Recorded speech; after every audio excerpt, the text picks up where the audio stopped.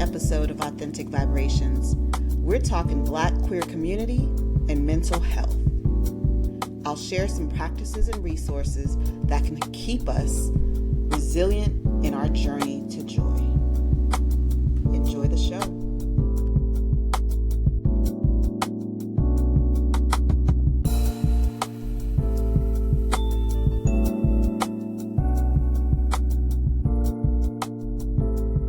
What's up, fam? It's Terrell, aka The Rellis, and welcome back to another episode of Authentic Vibrations. The vibe is mental health, and I'm holding space for the Black queers who wake up every day, every single day, and still choose ourselves.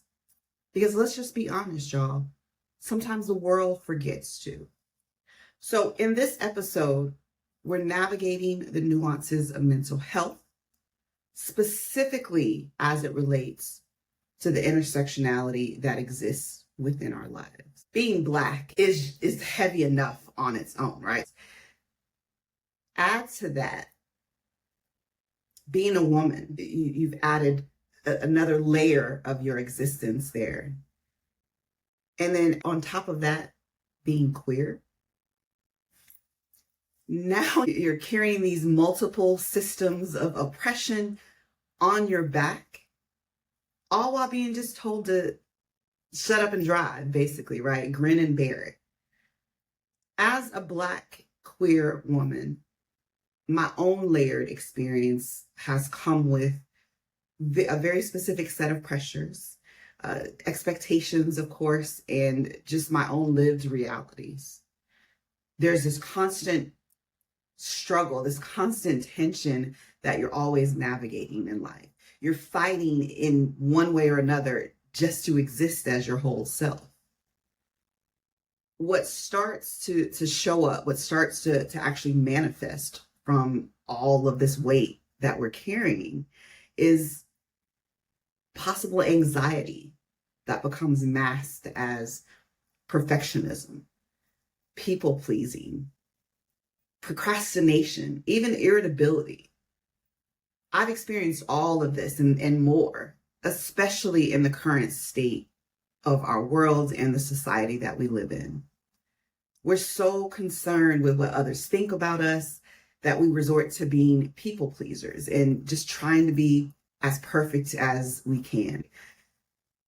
There's also depression that shows up, maybe not just as sadness and tears, but it starts to manifest as shutting down, isolating yourself, overcompensating or overextending yourself. Depression doesn't always show up the same for every individual, right? So it's important for us to pay attention to our own individual mood, our own mental state, so that we're keyed in on how we're doing, how we're feeling. You might also feel like you have to shrink or shapeshift yourself just to fit in and be accepted as part of the norm. But what is normal, right? It really starts to make us question our self-worth. The National Alliance on Mental Illness reported that Black LGBTQ+ individuals are at an elevated risk for depression, anxiety, and suicidal ideation, with social isolation, familial rejection, and religious trauma being the frequent contributors. Black queer men and women are also less likely to have access to affirming healthcare, and they're more likely to experience mental health challenges, often untreated due to the stigma that surrounds us, as well as just having access issues.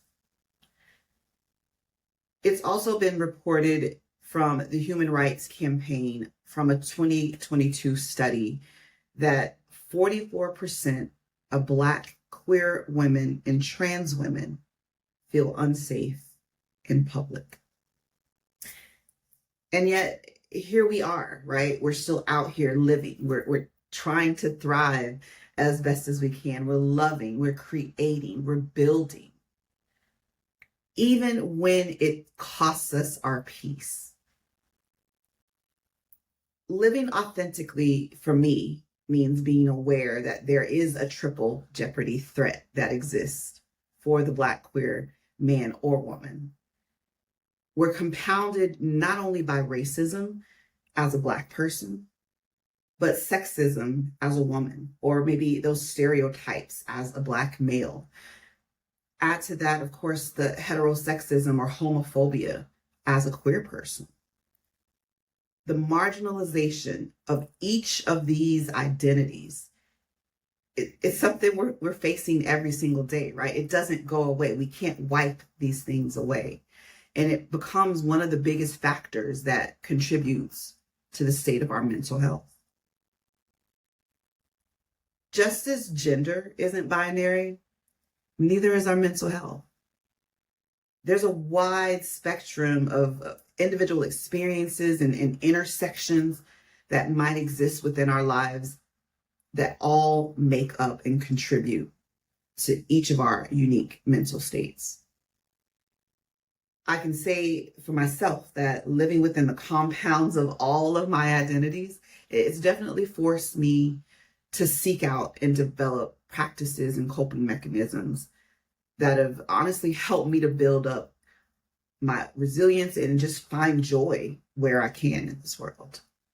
And I'm not going to lie, it's not always easy to find that joy, and it's been extremely challenging to sit in joy. But when you're intentionally seeking authentic vibrations, it's never far off, right? We can always find our light and find that safe space if we're truly searching.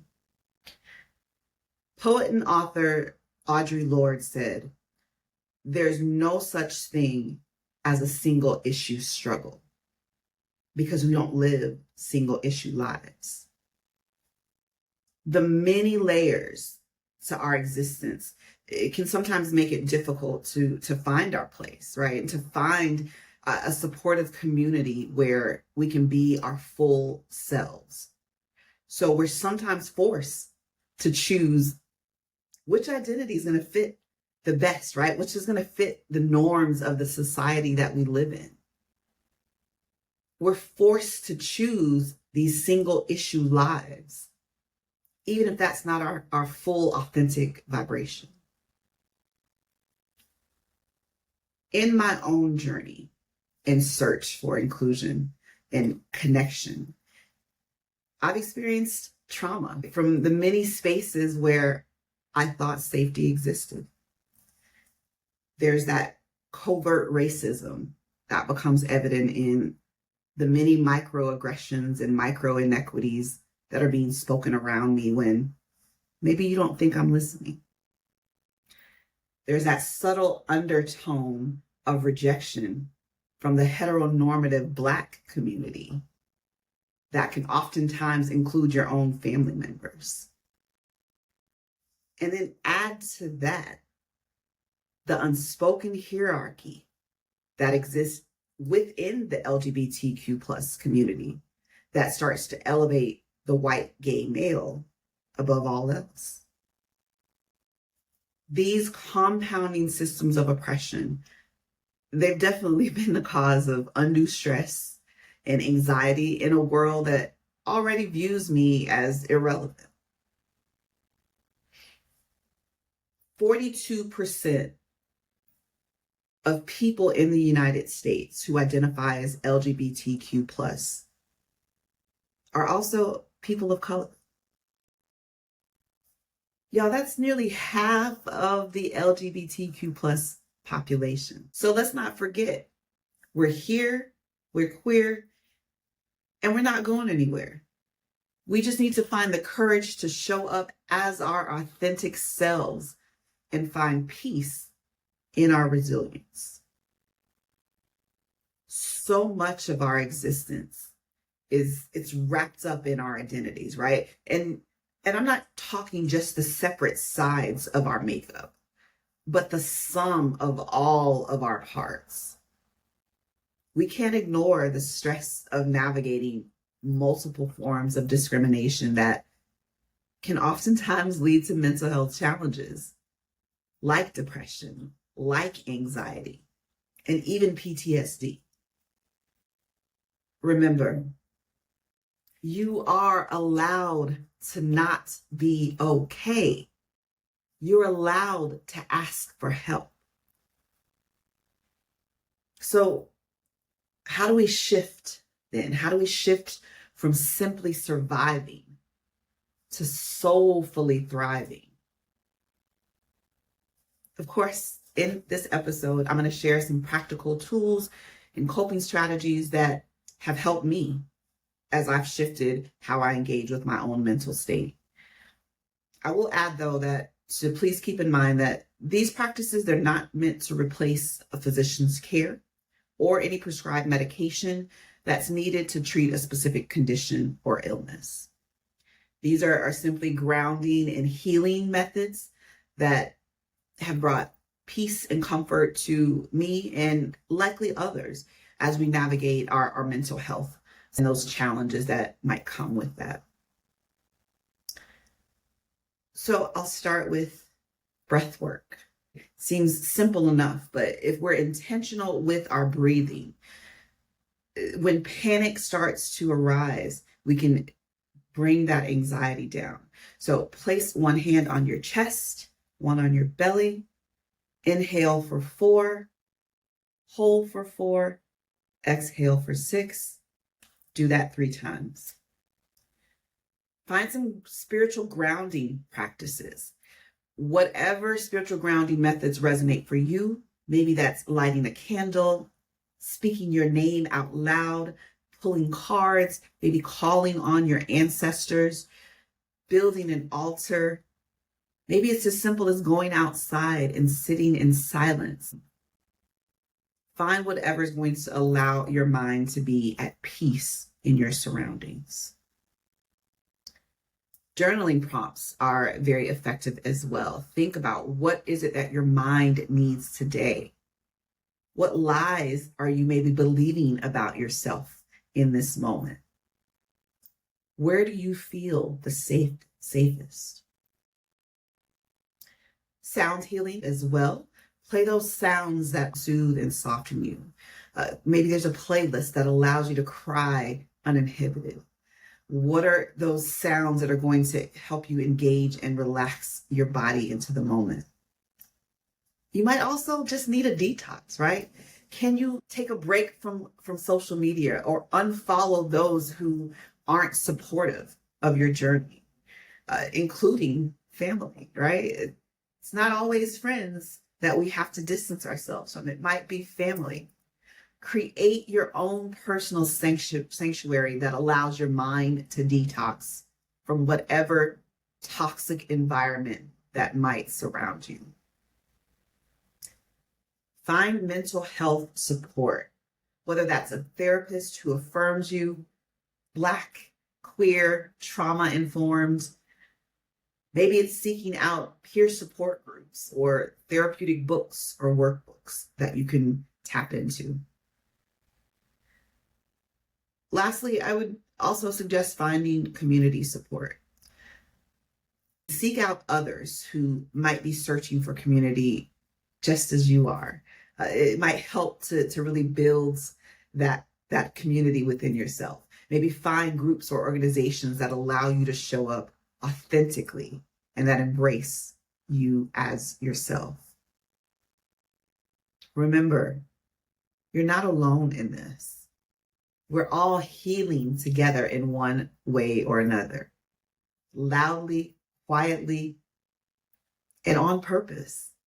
Let's normalize tending to our minds and spirits in a way that allows each of us to live in authentic vibrations.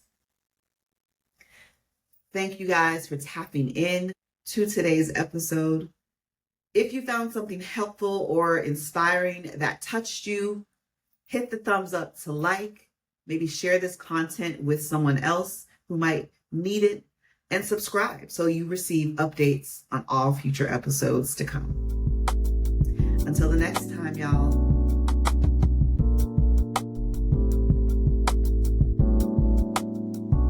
Thanks for tapping into this episode of Authentic Vibrations. Our mental health matters and should be our priority. remember to check out the show notes for some relevant resources